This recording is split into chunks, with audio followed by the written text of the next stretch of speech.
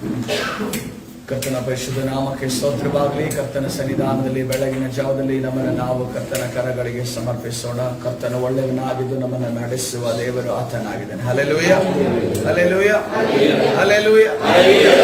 ಕರ್ತನ ಪರಿಶುದ್ಧ ನಾಮಕ್ಕೆ ಸ್ತೋತ್ರವಾಗಲಿ.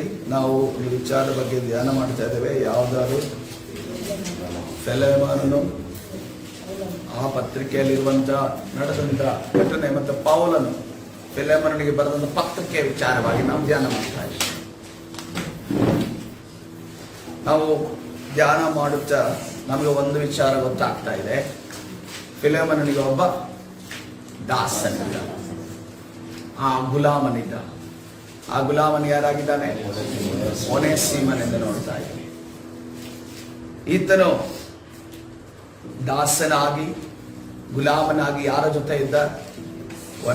ಫಿಲೋಮನನ ಜೊತೆ ಜೀವನ ಮಾಡ್ತಾ ಇದ್ದ. ಆದ್ರೆ ದಾಸನು ಗುಲಾಮನು ಎಂದು ನೋಡುವಾಗ ದಾಸತ್ವ ಹೇಗೆ ಬರುತ್ತೆ, ಗುಲಾಮತನ ಹೇಗೆ ಬರುತ್ತೆ ಅನ್ನೋದನ್ನ ಇವತ್ತಿನ ದಿವಸ ಅರ್ಥ ಮಾಡಿಕೊಂಡು, ಹಳೆ ಕಾಲದಲ್ಲಿ ಈ ಗುಲಾಮರನ್ನು ಹೇಗೆ ತೆಗೆದುಕೊಂಡು ಬರ್ತಾ ಇದ್ರು, ಗುಲಾಮರು ಹೇಗೆ ಸಿಗ್ತಾ ಇದ್ರು, ಅಥವಾ ಗುಲಾಮರನ್ನ ಹೇಗೆ ಒಬ್ಬರು ಮಾಡಿಕೊಳ್ತಾ ಇದ್ರು ಅನ್ನೋದನ್ನ ಇವತ್ತಿನ ದಿವಸ ನಾವು ಧ್ಯಾನ ಮಾಡ್ಲಿಕ್ಕೆ ಹೋಗೋಣ.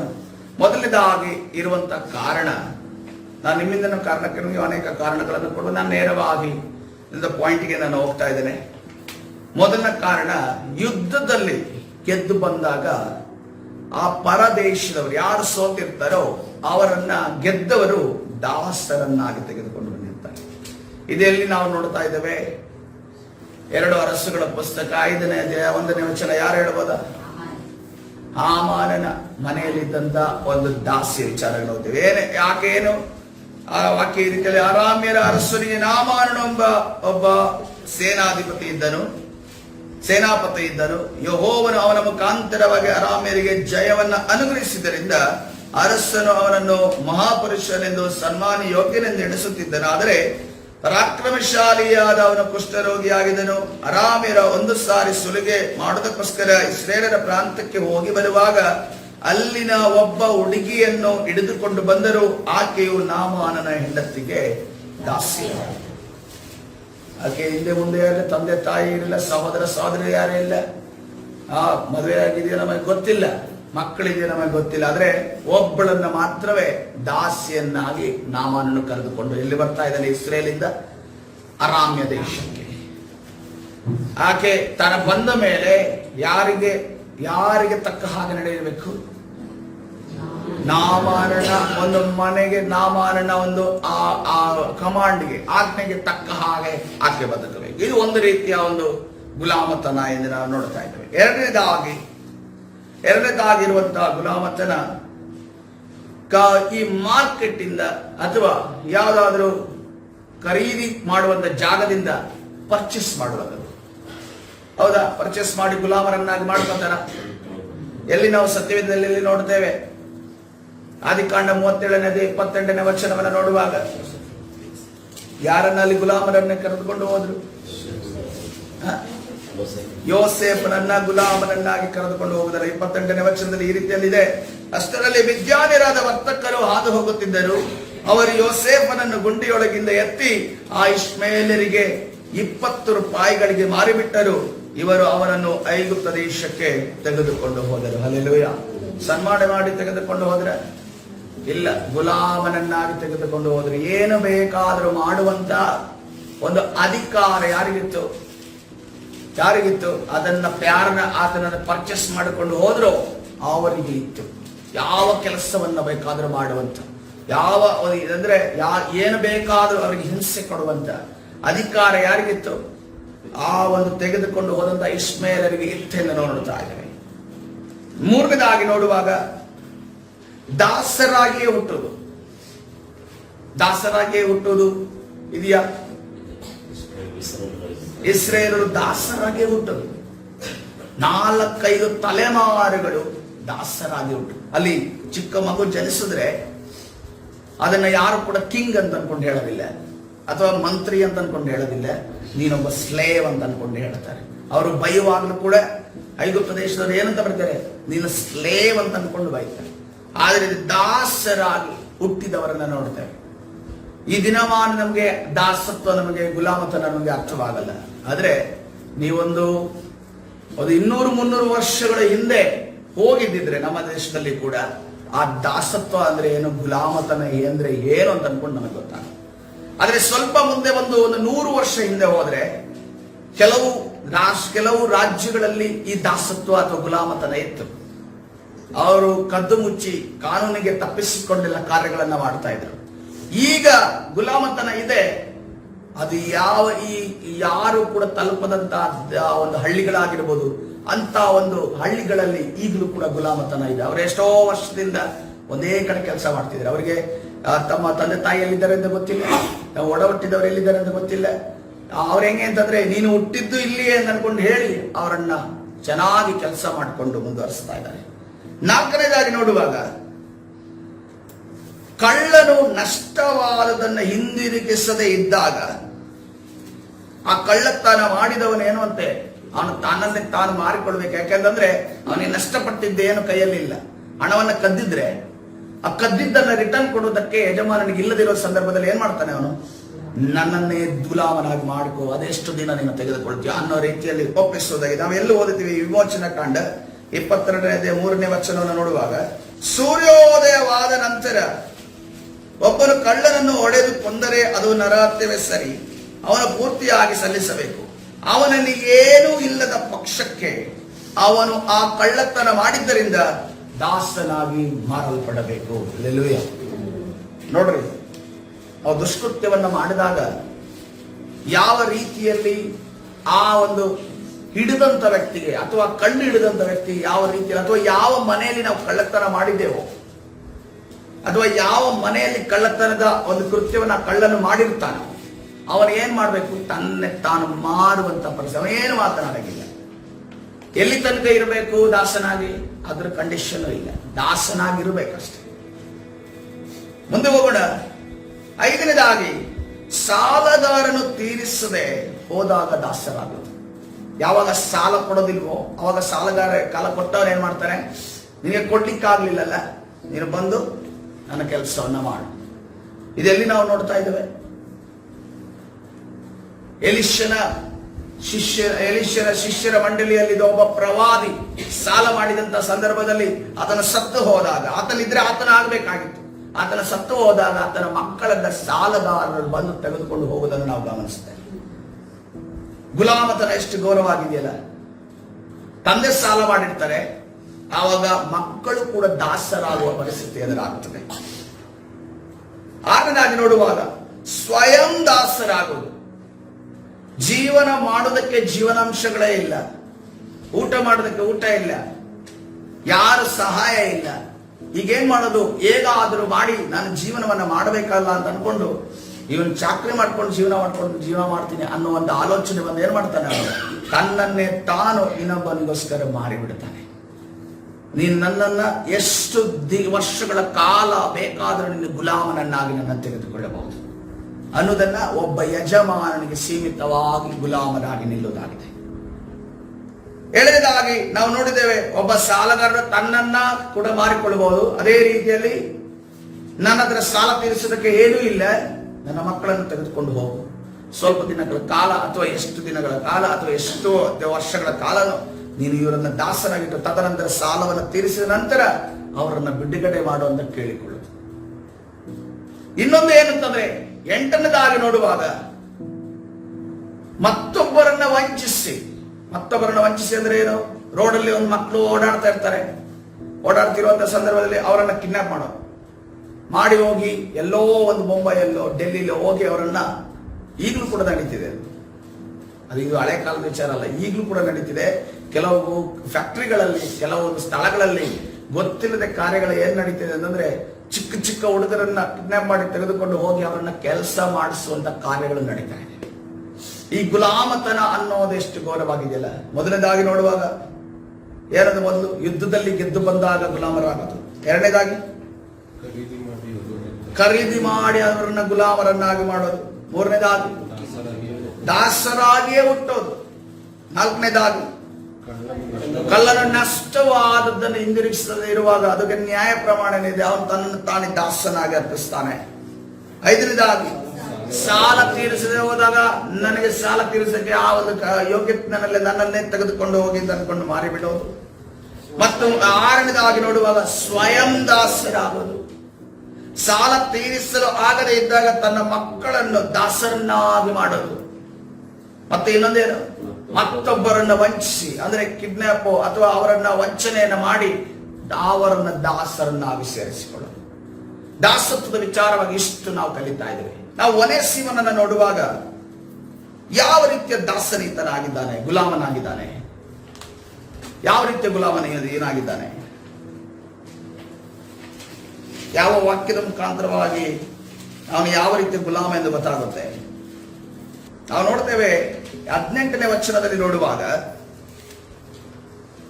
ಪೌಲನು ಹೇಳ್ತಾ ಇದ್ದಾನೆ, ಅವನಿಂದ ನೀನು ಏನಾದರೂ ನಷ್ಟಪಟ್ಟಿದ್ದರೆ ಅಥವಾ ಅವನು ಸಾಲವೇನೆಂದು ತೀರಿಸಬೇಕಾಗಿದ್ದರೆ ಅದನ್ನು ನನ್ನ ಲೆಕ್ಕಕ್ಕೆ ಹಾಕು ಅಂತ ಪೌಲನು ಹೇಳ್ತಾನೆ.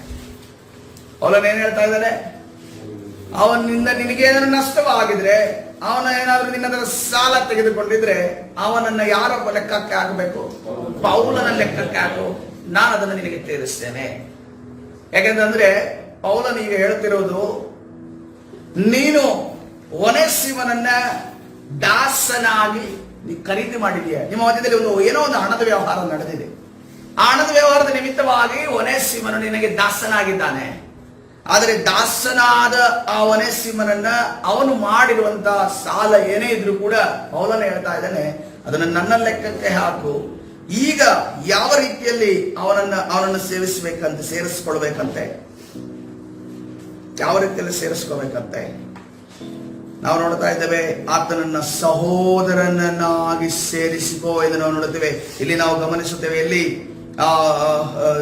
12ನೇ ವಚನದಲ್ಲಿ ನೋಡ್ರಿ, ಅವನು ನನಗೆ ಪ್ರಾಣದಂತಿದ್ದರೂ ಅವನನ್ನು ನಿನ್ನ ಬಳಿಗೆ ಹಿಂದಕ್ಕೆ ಕಳುಹಿಸಿಕೊಟ್ಟಿದ್ದೇನೆ. ನಾನು ಸುವಾರ್ತೆಯ ನಿಮಿತ್ತ ಸೆರೆಯಿರಲಾಗಿ ನಿನಗೆ ಬದಲಾಗಿ ಅವನು ನನಗೆ ಉಪಚಾರ ಮಾಡುವಂತೆ ಅವನನ್ನು ನನ್ನ ಬಳಿಯಲ್ಲೇ ಇಟ್ಟುಕೊಳ್ಳಬೇಕೆಂದು ಯೋಚಿಸಿದ್ದೇನೆ. ಆದರೆ ನಿನ್ನ ಉಪಕಾರವು ಬಲಾತ್ಕಾರದಿಂದ ಮನಪೂರ್ವಕವಾಗಿಯೇ ಇರಬೇಕೆಂದು ಯೋಚಿಸಿ ನಿನ್ನ ಸಮ್ಮತಿ ಇಲ್ಲದೆ ಏನು ಮಾಡುವುದಕ್ಕೂ ನನಗೆ ಇಷ್ಟವಿರಲಿಲ್ಲ.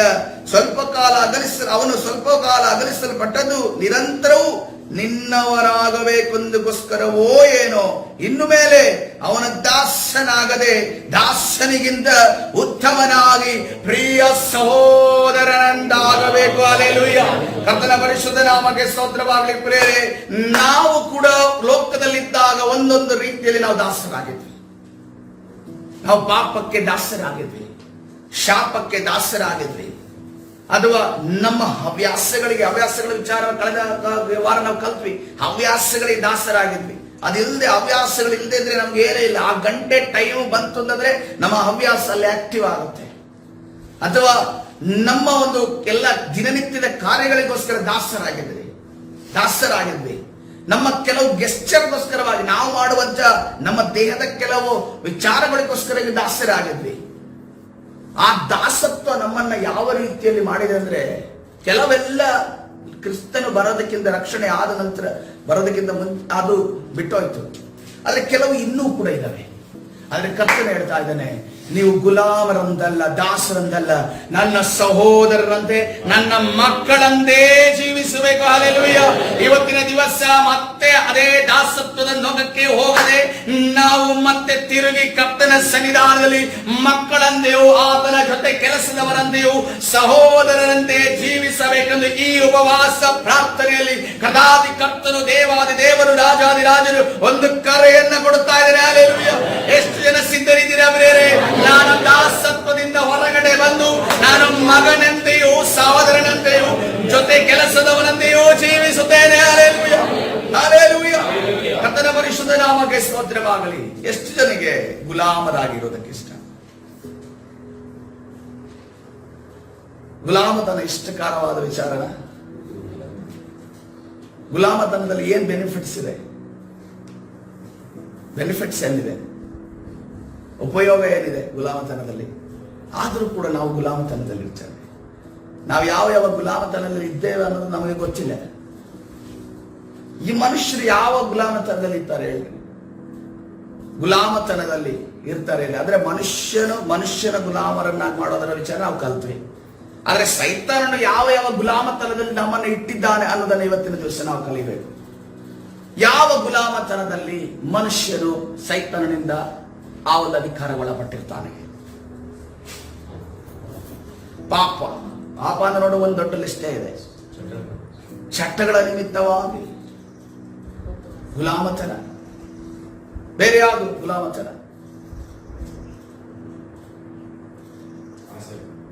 ಆಸೆಗಳ ನಿಮಿತ್ತವಾಗಿ, ದುರಾಸೆಗಳ ನಿಮಿತ್ತ. ಆಸೆಗಿಂತ ಜಾಸ್ತಿ ದುರಾಸೆ ಅಂತ ಹೇಳ್ಬೋದು ಅದನ್ನ. ಆಸೆ ಒಳ್ಳೇದೇ, ದುರಾಸೆ ಒಳ್ಳೇದಲ್ಲ ಅಷ್ಟೇ.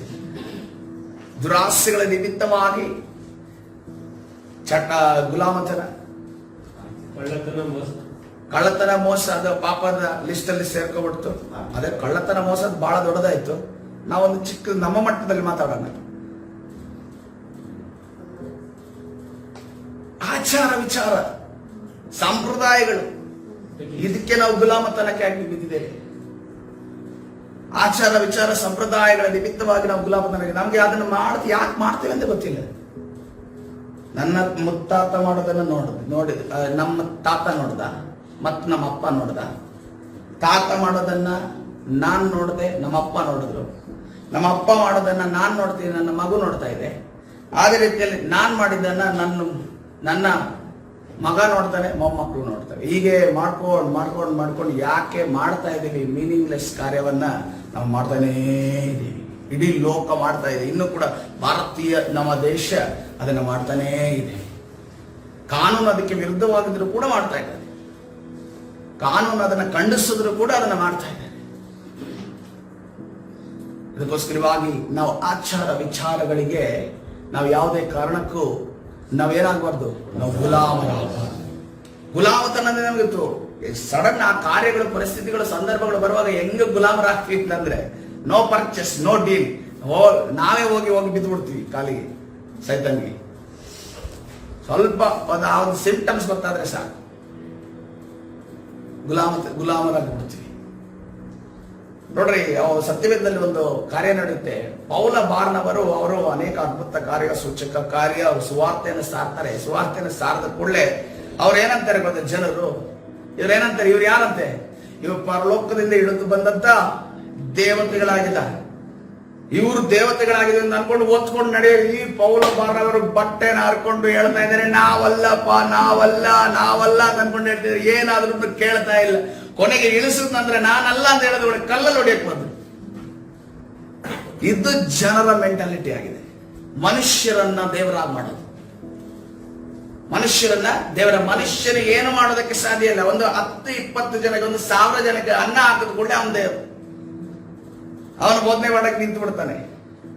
ಟಿವಿಯಲ್ಲಿ ಪ್ರೋಗ್ರಾಮ್ಗಳು, ಆದ್ರೆ ಎಲ್ಲಾ ಕಾರ್ಯಗಳು ಇದೆಲ್ಲ ನಡೀತಾ ಇದೆ. ನಮ್ಮ ಭಾರತ ದೇಶ ಬಹಳ ಅದನ್ನ ಈಸಿಯಾಗಿ ನಂಬುತ್ತೆ. ನೋಡ್ರಿ, ಎಷ್ಟು ಆ ಡಿಪಾರ್ಟ್ಮೆಂಟ್ ಸೆಕ್ಟರ್, ಬೋಧನೆ ಮಾಡುವಂತ ಸೆಕ್ಟರ್ ಇದೆಯಲ್ಲ, ಎಷ್ಟು ಪ್ರಭಾವಿ ಅಂತಂದ್ರೆ ನಮ್ಮ ಭಾರತ ದೇಶದಲ್ಲಿ ನಿಮ್ಮ ರೆಕಾರ್ಡ್ ಹಿನ್ನೆಲೆ ಬ್ಯಾಕ್ಗ್ರೌಂಡ್ ಏನೇ ಇರಲಿ, ಏನೇ ಆದ್ರೂ ಕೂಡ ಕುತ್ಕೊಂಡು ಬೋಧನೆ ಮಾಡುವಂತ, ಆ ಬೋಧನೆಯನ್ನು ಕೇಳುವಂತ ಜನರು ಮತ್ತೆ ಬೋಧನೆ ಮಾಡಿಸುವಂತ ಜನರು ಕೂಡ ಇದ್ದಾರೆ ಈ ಭಾರತ ದೇಶದಲ್ಲಿ.